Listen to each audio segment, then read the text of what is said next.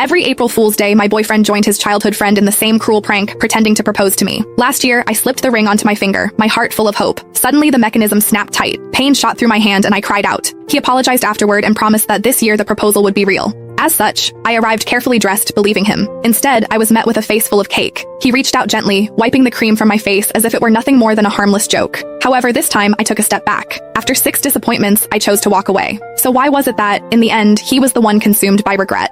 Every year on April Fool's Day, my boyfriend would team up with his childhood best friend to pull the same prank on me. He would pretend to propose. Last year, the two of them laughed like it was the funniest thing in the world, even though my fingers were almost crushed in the process. Later, he apologized and swore that this year would be different. This year, the proposal would be real. As such, when he called me again, sounding urgent and telling me to come to the place where we had our very first date, I believed him. I curled my hair, got my nails done, and spent extra time perfecting my makeup. I picked out a brand new outfit and even drafted the announcement post I was going to share once everything became official. However, the second I stepped through the door, smiling and full of excitement, a thick slab of cake cream slammed straight into my face. Laughter burst out from among the crowd and a girl's voice rang out, bright and smug. I told you Whitney can't take a joke, someone else said. You insisted on calling her. Now look at what's happened. Sylvia huffed and sat on the couch. The mood shifted instantly. The way everyone looked at me turned cold. She was the only girl in their group, the one everyone spoiled. As long as she was unhappy, everyone would rush to comfort her, Nolan included. The first time I met her, she organized a game of truth or dare. When other people got dared, it was just something a little embarrassing. However, when it was my turn, they asked me to do something way out of line in front of everyone. All I said was that it was too much and I did not like it. Sylvia's eyes immediately turned red and she ran out of the room. Everyone ran after her, Nolan too. The welcome party that was supposed to be for me ended with me sitting there alone. He never said anything about it afterward, but from that day on, he never brought me to their gatherings again unless Sylvia said it was okay. Then Nolan looked at me, his brows pulled tight. Whitney, apologize to Sylvia. Before, I would have swallowed everything. I would have forced a smile, apologized, and explained myself just to fit in, just so Nolan would not look bad in front of his friends. I probably would not have even waited for him to ask.